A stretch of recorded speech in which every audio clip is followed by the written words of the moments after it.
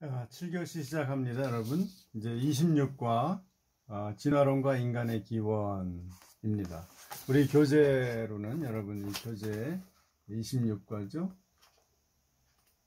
이제 다음 주 한 주만 하면 우리 끝납니다. 26과 여기 234쪽에 계속 하겠습니다. 먼저 다윈 이전에 진화론이 어떻게 형성됐나를 한번 살펴보겠습니다. BC 4세기에 아리스토텔레스는 모든 그 생물을 목적론적으로 모든 우주의 현상을 다 목적론으로 설명했기 때문에 생물도 고유한 목적을 가지고 있다. 예를 들면 인간이 손발이 있는 것은 우리가 뭔가 움직이고 뭔가를 도구를 만들고 사용하기 위해서 있다. 물고기에게 지느러미가 있는 것은 수영하기 위해 있다. 헤엄치기 위해서 있다. 이런 식으로 설명을 했죠. 그 다음에 또 아리스토텔레스에게 중요한 개념이 유개념과 종개념이에요. 그러니까 개체가 있고 그 개체들이 묶음이 종이 있어요. 그 다음에 그것 위에 큰 유가 있어요. 그러니까 인간도 한 개인이 있어요. 그리고 그 개인들을 묶는 것이 인종이 있죠. 인종. 그리고 더 커지면 인류가 있죠.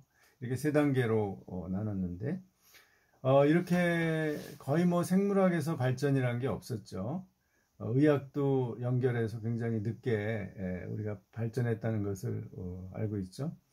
그러다가 이 생물학은 더더욱 늦게 발전했는데 18세기 와서 1700년대 와서 이제 식물 연구에서부터 변화가 오기 시작했어요. 그게 이제 바로 스웨덴의 린네라는 사람이 생물을 오늘날 6가지로 나누는 그 분류를, 생물 분류표를 만들었죠. 강, 목, 속, 종. 그 당시에 이제 4가지로 나눴어요. 그리고 18세기 후반에 프랑스에서 이 진화론이 발전하기 시작을 했는데 뷔퐁이라는 사람이 이제 동일 선조설을 처음으로 주장을 했습니다. 즉 여러 종의 생물의 선조는 같다. 이게 이제 다윈 진화론의 기본 개념을 형성을 했죠. 이것을 다른 말로 하면 동일 과정설이라고 해요. 같은 과정을 통해서 최초의 생명체로부터 쭉 흘러나왔다는 거죠. 다 연결된다는 거예요. 그 다음에 이제 도뱅통이라는 사람이 182종의 포유류를 해부해서 그 기관들이 상당히 비슷하다는 것을 입증했죠. 그래서 이 동일과정설을 해부학적으로 뒷받침을 해줬어요. 그리고 마침내 이제 1778년에 라마르크가 이제 용불용설이라고 해서 다윈 이전에 가장 유명한 진화론자죠. 프랑스 식물지를 발간했는데 이 사람도 식물 연구에서 출발했죠. 그래서 이제 그 공로로 이제 왕립식물원에서 일하기 시작을 했는데 그때 그 연구를 통해 이제 집약해서 1809년에 동물철학이라는 것을 발간했는데 이것이 이제 라마르크의 진화론이 다 정리가 되어 있는 책이죠. 여기서 이제 용불용설을 주장을 했습니다. 용불용설이라는 것이 뭐냐, 환경에 적응하기 위해서 어떤 기관을 자주 사용하면은 그것이 발달해서 그 후손은 그것이 발달한 종이 생겨난다. 이렇게 조상하고 다른 종이 생겨난다는 식으로 설명을 한 겁니다. 예를 들면 기린이죠. 기린이 원래 목이 짧았는데 높은 나무에 그 환경이 변해가지고 그러니까 초지가 풀들이 잘 안 나니까 할 수 없이 먹기 위해서 이제 높은 나무에 있는 그러니까 이파리 이들을 먹다 보니까 목이 점점 길어져서 그걸 너무 열심히 이제 목을 뽑고서 막 먹다 보니까 그래서 목이 긴 기린이 생겼다. 바로 이것이 용불용설이죠. 그러나 오늘 이것을 믿는 사람은 없는데 왜 그러냐면 어떤 종의 변화는 유전자가 변해야지 어떤 그 기관의 기능이 변했다고 해서 그 다음 세대에 변화돼서 나타나는 건 아니에요. 예를 들면 몸이 허약한 사람이 하여튼 30년 동안 보디빌딩을 해가지고 몸이 아주 아주 우람한 근육질의 사람이 됐어요. 그런데 아기를 낳았어요. 그러면 그 아기도 근육질의 아기가 나올까요? 그렇지 않죠. 이 아버지의 유전자를 받아서 굉장히 마르고 허약한 체질의 아이가 태어나는 거죠. 예. 그 유전자 때문에 그런 거죠. 드디어 이제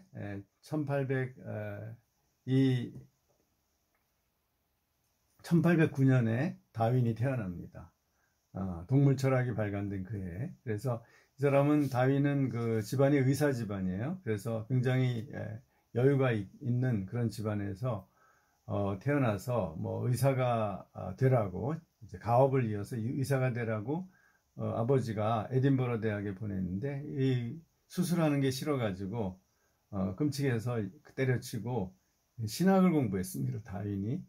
그러다가 또 졸업은 했어요. 신학을. 그러나 또 그 목회자가 될 생각은 전혀 없어서 이 사람은 자연 관찰하고 식물 연구하고 이런 게 또 관심사였기 때문에 이 자연을 연구하기 위해서 1831년에 유명한 비그로를 타고 5년 동안 남아메리카와 태평양의 갈라파고스 섬을 탐사하죠. 이때 이 사람이 영감을 받은 것이 이제 그 많은 종들을 보면서 종들의 그 변화된 여러 가지 종류의 신기한 동물들, 식물들이 남아메리카와 또 갈라파고스에 있는 것을 보고서 이것을 어떻게 설명할까 고민하다가 이제 영감을 얻은 것이 찰스 라이엘이 지질학자인데 영국의 지질학 원리라는 책을 읽고서 이게 지층도 이 지구의 퇴적층이죠. 퇴적암층이 한꺼번에 격변에 의해서 뭐 노아의 홍수에 의해서 한꺼번에 생긴 게 아니라 아주 오랜 동안의 시간에 장기간의 퇴적에 의해서 형성됐다라는 것, 그것을 이제 라이엘이 동일과정설이라고 불렀는데 그것을 생물학에 적용하자는 아이디어가 이제 생긴 거죠. 그 퇴적층처럼 동물의 종의 변화도 아주 오랜 세월에 걸쳐서 이루어진다는 거고요. 또 하나 다윈에게 영감을 준 게 멜서스의 인구론이죠. 그래서 이 멜서스가 인구론에서 인구는 이 기하급수적으로 가만 자연 상태에서 먹을 것만 있으면 기하급수적으로 팽창을 하는데 식량은 그렇게 기하급수적으로 그 당시에 생산을 증산할 수가 없었죠. 따라서 이 두 가지에 의해서 인구가 조절된다는 주장을 했어요. 그래서 그렇구나. 결국은 아무리 그 개체수가 많아지고 자손이 많이 나와도 결국은 그 식량에 의해서 인구가 조절된다. 따라서 이 환경에 적응해야만 살아남는구나 라는 데서 아이디어를 얻어서 자연선택설을 이제 주장하게 됐죠. 한번 그럼 우리 이 종의기원에 대해서 한번 종의기원을 중심으로 하는 진화론의 큰 모습에 대해서 한번 우리 보기로 하겠습니다. 1859년 영국의 한 노신사가 책 한 권을 출간합니다. 비둘기를 개량하고 육종시키는 이야기로 시작되는 책, 바로 찰스 다윈의 종의 기원이었죠. 초판 1259가 하루 만에 매진될 정도로 인기 고공행진을 했던 종의 기원은 인간이 비둘기를 육종시켜 원하는 형태의 비둘기를 얻는 일상적인 일화로 시작되지만 여기에는 놀라운 과학 법칙이 담겨 있었습니다. 수식 하나 없는 아주 간결한 원리, 바로 진화였죠. 다윈은 종의 기원을 통해 인간의 육종이 다양한 비둘기들을 만들었듯 자연의 육종이 지구상의 생명체를 이렇게나 다양하고 아름답게 만들었다고 주장했습니다. 자연의 육종이란 뭘까요? 그렇습니다. 바로 자연 선택입니다. 한 종내에선 변이로 인해 다양한 형질이 나타나고 이들 중 환경에 적합한 형질을 지닌 개체들만 살아남아 번식을 하고 그렇지 못한 녀석들은 도태되며 이런 방식을 통해 종은 아주 천천히 변화한다라는 것. 다윈은 생명은 아주 원시적인 생명체로부터 출발했으며 수많은 세월 동안 자연 선택을 거쳐 지금의 다양성을 갖게 됐다고 말했죠. 그리고 인간 역시 대자연에서 살아남아 번식에 성공한 평범한 하나의 생물종에 불과하다는 겁니다. 지금의 여러분들이야 대충 고개를 끄덕일 만한 내용들이지만 당시 유럽 사회는 그렇지 못했습니다. 인간이 만물의 영장이 아니라는 말, 인간이 창조주로부터 만들어진 것이 아닌 다른 생명이 변화하면서 나왔다는 말. 이런 다윈의 파격적인 주장들은 유럽 사회에 핵폭탄급 충격을 안겨줬습니다. 당시 사회를 지배하고 있던 신중심주의에 대한 도전이었기 때문입니다. 다윈 이전에 사람들이 지녔던 생명과는 일종의 사다리였습니다. 즉 생명에는 위계가 있고 위계 최상부에는 인간이, 최하부에는 식물이 있다고 생각했죠. 그리고 이 질서와 이 질서를 구성하고 있는 종은 결코 변하지 않는다는 패러다임이 사회 전반에 굳건히 자리 잡고 있었습니다. 하지만 종의 기원과 진화론은 2000년 동안 지속되었던 사다리 생명관에 조금씩 균열을 내기 시작했고 이후에는 패러다임의 전환을 가져옵니다. 마치 과거 코페르니쿠스나 갈릴레오의 재림을 보는 듯했죠. 지동설이 지구를 우주의 중심에서 밀어냈다면 다윈의 진화론은 지구의 중심에서 인간을 밀어낸 겁니다. 그러나 많은 사람들은 다윈을 조롱했습니다. 그럼 당신의 조상은 원숭이란 말인가요? 왜 원숭이는 인간으로 진화하질 않죠? 또 19세기 후반에는 진화론을 빙자한 우생학이 생겨나면서 특정 인종과 민족 우월성에 대한 잘못된 믿음이 자리잡기 시작합니다. 결국 일부 국가들은 이런 잘못된 믿음 위에 식민주의, 인종주의적 정책을 자행하며 무고한 사람들을 무참히 학살하기도 했죠. 더욱 안타까운 건 21세기 지금에도 일부 사람들은 이와 비슷한 오해를 지닌 채 진화론을 바라본다는 사실입니다. 진화라고 하면 어류에서 양서류로, 이후에 파충류와 포유류로 변화하다가 그 흐름의 마지막 장에서 짠! 하고 완벽하게 진화한 인간이 생겨나는 장면을 떠올리는 게 대표적이죠.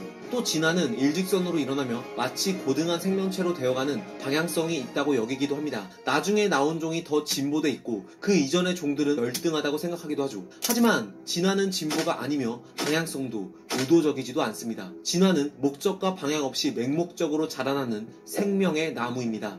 예를 들어 말은 일직선상으로 진화해 나간 것이 아닙니다. 실상은 이처럼 수많은 나뭇가지 형태로 뻗어가며 진화해왔고 수많은 격가지로 뻗어나간 종들은 중간에 멸절했으며 현재의 말 에쿠스란 작은 가지에 속한 종만 살아남은 거죠. 인류의 진화도 마찬가지입니다. 포유류에서 원시 영장류로 가지를 뻗어나가며 지금의 인간이 나오게 됩니다. 즉 침팬지가 우리의 조상이 아니라 침팬지와 인간 사이에는 공통조상이 있고 인간과 침팬지는 이 공통조상으로부터 서로 다르게 갈라져 나온 종입니다. 진화론의 문제점을 지적하는 사람들은 왜 침팬지가 인간이 되지 않냐고 묻지만 역설적이게도 침팬지가 인간으로 진화하는 것이 발견된다면 진화론은 즉각 폐기되어야 합니다. 왜냐하면 생명의 나뭇가지에는 침팬지가 가지를 건너뛰어 인간으로 진화할 수 없기 때문이죠. 앞으로 시간이 지날수록 이 둘은 전혀 다른 갈래로 뻗어나갈 겁니다. 여러분, 이 엄청난 생명의 나무를 볼까요? 지금 우리 인류와 동시대에 존재하는 모든 생명들은 40억 년이란 세월 동안 자라온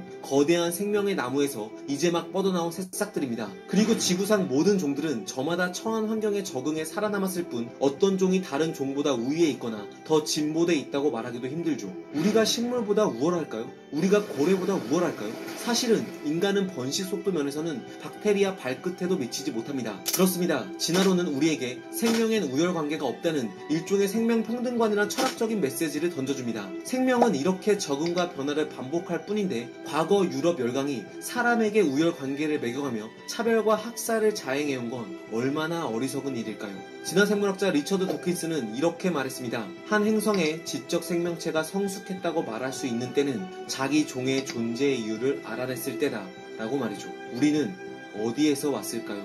우리는 무엇일까요?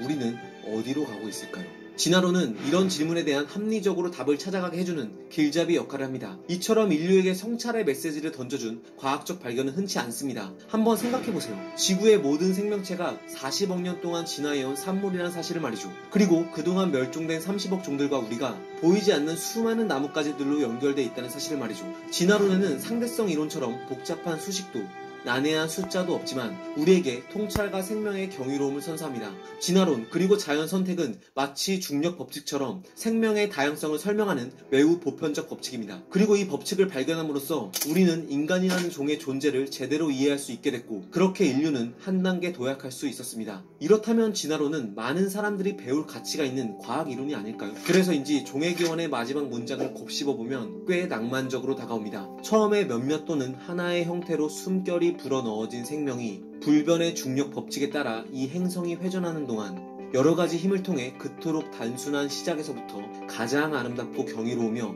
한계가 없는 형태로 전개되어 왔고 지금도 전개되고 있다는 생명에 대한 이런 시각에는 장엄함이 깃들어 있다. 과학은 세상을 보는 창, 지금까지 과학 드림이었습니다. 진화론을 아주 강력하게 추천하는 그런 영상이었습니다. 마저 진화론 이야기를 하죠.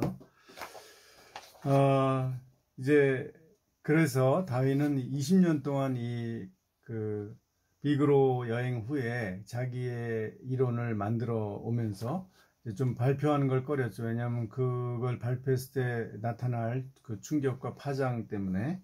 그러다가 1858년 어느 날 어떤 인도네시아로부터 월리스라고 하는 그 생물학자가 보낸 논문을 받아들었는데 이 사람이 자기와 똑같은 생각을 하고 발표를 하고 싶다는 거예요. 그래서 먼저 한번 그 대선배인 다윈에게 봐달라고 해서 그걸 보니까 자기의 이론을 그대로 이 월리스도 깨달은 겁니다. 진화론을. 그래서 굉장히 놀랐죠. 그래서 그 해에 린네하케, 그래서 다윈은 되게 공정한 사람이었어요. 그래서 자신의 논문과 월리스의 논문을 동시에 발표했습니다. 우리가 같은 생각을 지금 이렇게 가지고 있다. 그리고 나서 서둘러서 1859년에 종의기원을 출판합니다. 그것이 바로 이 종의기원 이 책이죠. 이 책입니다. 여러분, 그 진화론을 제대로 이해하려고 하거나 또는 비판하려고 하면 우선 이 종의기원 책을 좀 읽어보세요. 그러니까 책을 읽지도 않고 비판한다는 것은 넌센스죠. 자, 그 다음에 그래서 이 종의기원이 1859년에 나타나서 지금 한 160년 정도 지났죠. 근데 엄청난 영향력을 가져왔고 지금 그야말로 과학계의 정설로 인정이 되었죠. 그 당시에 뭐 많은 교회와 이렇게 다 기독교인이었으니까 그 당시 대부분 많은 논쟁들이 있었는데 그 당시에 이제 헉슬리와 해켈 같은 학자들이 아주 다윈을 강력하게 지지했죠. 그런데 이제 다윈의 진화론은 아직 그 유전자 개념을 그 당시에는 몰랐기 때문에 유전자는 1870년대, 80년대에 오스트리아의 멘델이라는 그 수도사가, 가톨릭 수도사가 발견해낸 거죠. 유전자에서 완두콩이 그 부모의 유전자를 어떤 일정한 비율로 갖게 된다는 거죠. 그래서 이제 1930년대 와서 다윈의 자연선택 이론과 멘델의 유전학을 조합해서 이제 새로운 현대 진화론을 만들었습니다. 그래서 결국은 현대 진화론은 진화라는 건 어떻게 일어나냐면 생물 집단 내에서 유전자 변이와 그리고 자연선택 과정을 통해서 이것이 복합적으로 작용해서 세대가 지나감에 따라서 다른 종이 태어난다는 것으로 이제 정의를 합니다. 그래서 현대 진화론에는 이제 세 흐름이 있는데 첫째가 신진화론이라는 거예요. 그것은 지금 말하는 현대 진화론이에요. 자연선택 이론과 유전자 변이. 그러니까 유전자가요, 이 정자 난자에 이렇게 분리가 되지 않습니까? 인간의 경우에 13개씩. 그것이 다시 합쳐질 때 다시 이렇게 유전자 이중나선 구조가 다시 합칠 때 조금씩 변이가 일어나요. 조금씩 틀리는 게 있어요. 그런 것이 수만 세대 뭐 이렇게 오래오래 반복하다 보면 종이 달라진다 이렇게 보는 거죠. 또 여러 가지 이제 돌연변이도 가끔 나오고 그래서 이제 많은 논란이 있죠. 돌연변이가 과연 생존할 수 있느냐. 하여간 그러나 자연선택과 유전자 변이 외에는 설명할 길이 없다고 보는 겁니다. 진화론은 이 생명의 여러 그 종의 다양한 형성 과정을 설명할 길이 없다. 두 번째가 단속 평형론이라는 건데요. 이거는 이제 하버드 대학의 스티븐 제이 골드 같은 사람이 주장한 건데 보니까 어느 시대 고생대 캄브리아기의 생명체가 굉장히 종류가 많았는데 그 다음에는 그 전에는 별로 없다가 갑자기 이렇게 팽창하는 거예요. 그래서 진화의 속도가 일정 기간 정체했다가 어떤 시기가 오면 빨리 진행된다는 게 이제 단속 평형론입니다. 세 번째는 고속 진화론이라는 게 최근에 나왔는데 이것은 진화는 그렇게 오랜 시간이 필요 없고 빠른 시간 내에서도 진화가 가능하다.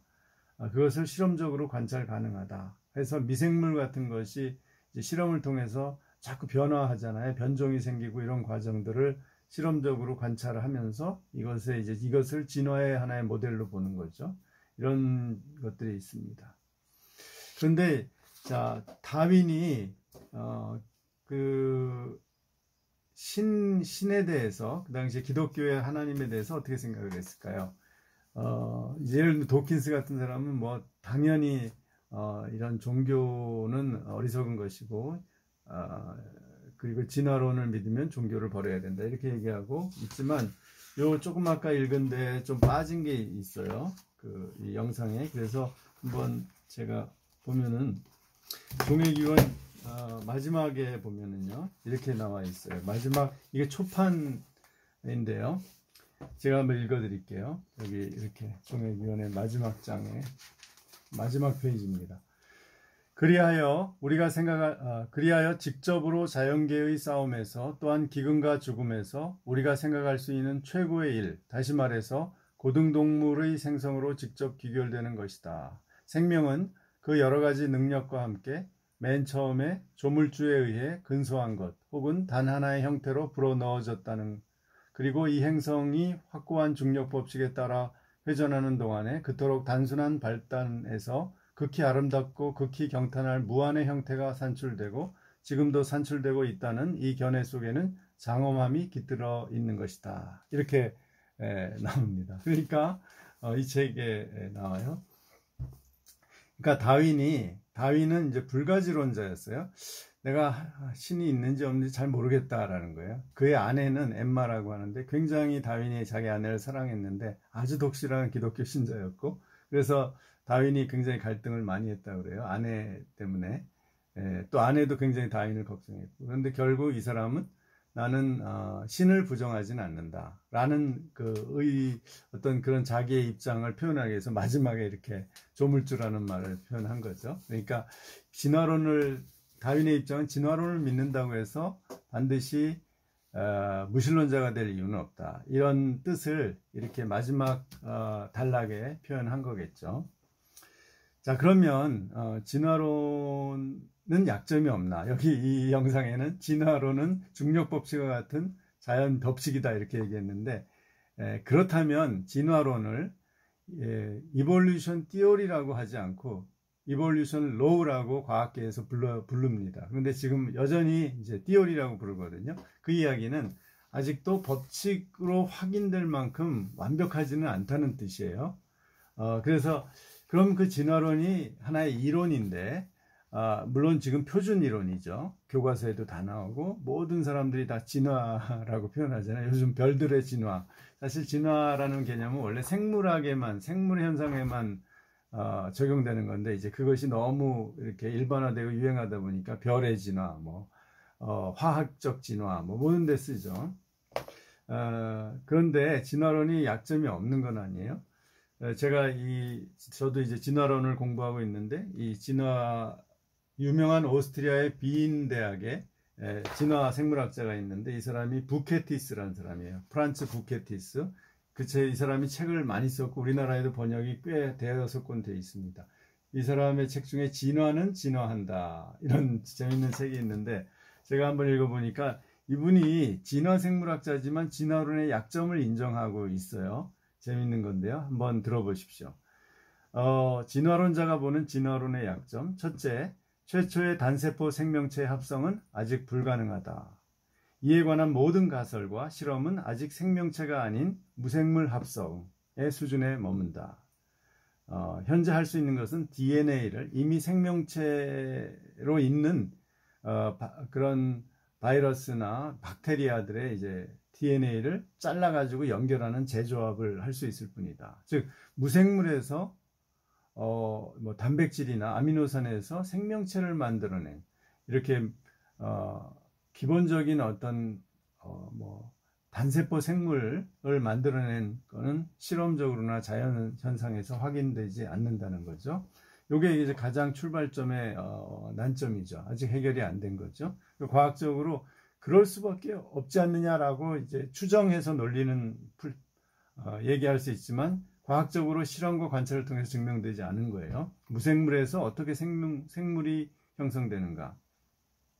지금까지 얘기한 거 뭐 바닷속에서 이렇게 뜨거운 화산의 열기에 의해서 생명체가 거기서 형성됐다는 건 다 이게 가설적인 추정이죠. 두 번째, DNA의 인위적 합성은 아직 불가능하다. 자연 상태에서의 생성은 더 어려우므로 생명의 탄생 이후에 DNA가 생성된 것으로 보는 의견도 있다. 그러니까 DNA에 반드시 지금 생명체의 핵에는 DNA가 있거든요. 그런데 DNA가 없으면 생명이 존재하지 않아요. 그런데 이게 어떻게 생겨났는지 설명할 수가 없어요. DNA가 어떻게 생겨났는지. 그걸 이제 역시 실험과 관찰을 통해서 확인해야 되는데 확인은 불가능하다. 세 번째, 단세포 생물에서 다세포 생물로의 전이의 재구성은 아직 불가능하다. 그러니까 어떻게 최초의 세포 하나로 존재하는 요즘 코로나19 같은 바이러스가 단세포 생물이죠. 그런데 이게 어떻게 다세포 생물로 바뀌었는지도 우리는 이제 추측하는 거죠. 그렇게 될 수밖에 없다. 그렇지만 실제로 실험적으로 또 관찰해 본 적이 없다는 거죠. 네 번째, 척추동물은 뼈가 없는 척삭동물, 예를 들면 창고기에서 진화되었다고 보지만 증거가 약하다. 그러니까 척삭동물, 창고기가 물고기의 정말 조상인지는 아직 확인되지 않고 있다는 거죠. 다섯 번째, 화석을 통해 인간의 직접적인 조상에 대한 만족할 만한 정보를 아직 얻지 못하고 있다. 물론 뭐 아프리카에서 이렇게 뭐 인류의 조상에 이 되는 그런 유인원, 뭐 오스테랄로피테쿠스 뭐 이런 여러 가지 그 종류가 있죠. 그것을 발견해내죠. 뼈들을 추려서. 그런데 그것이 그 사이가 뭐 몇백만 년씩 차이가 나는 거예요. 추정된 그 시기가. 그렇기 때문에 이게 어떻게 연결되는지 정말 그 옛날 어떤 뼈들이 유인원의 뼈들이 정말 인간의 조상인지 확실치는 않다는 거죠. 이런 약점들을 아직 완전히 증명되지 않은 이론이다라는 거죠. 그러나 부케티스는 진화론을 믿어요. 왜 그러냐 하면 이렇게 진화론을 인정하지 않고는 지금 어떻게 생명체가 이렇게 많이 생겨났는지 설명할 수 있는 방법이 없다는 거죠. 그래서 진화론을 반대하는 사람들은 어떻게 생명체의 종이 이제 소위 그걸 이제 기독교에서 특별 창조론이라고 하는데 종이 원래부터 있었다는 거죠. 그리고 그 종 안에서 소진화만 일어났고 대진화는 즉 종이 다른 종을 이렇게 낳는 변화되어 가는 것은 일어나지 않았다고 보면 그걸 생물학적으로 증명해야 됩니다. 그래서 진짜 그러려면 굉장히 많은 연구, 어떻게 한 종이 계속 이어왔는지, 물론 그 안에서의 변종, 즉 소진화는 있지만 근본적으로 종의 벽을 넘지는 않았다라는 걸 과학적으로 증명해야만 이제 결국 과학의 싸움이 되는 거죠. 예, 이런 것이 이제 우리에게 남겨진 과제라고 볼 수 있습니다. 예, 그럼 오늘 여기까지 하고 다음 주 마지막 14주차 수업을 하겠습니다. 여러분 건강하시고 이제 학기 마무리 잘 하십시오. 안녕히 계세요.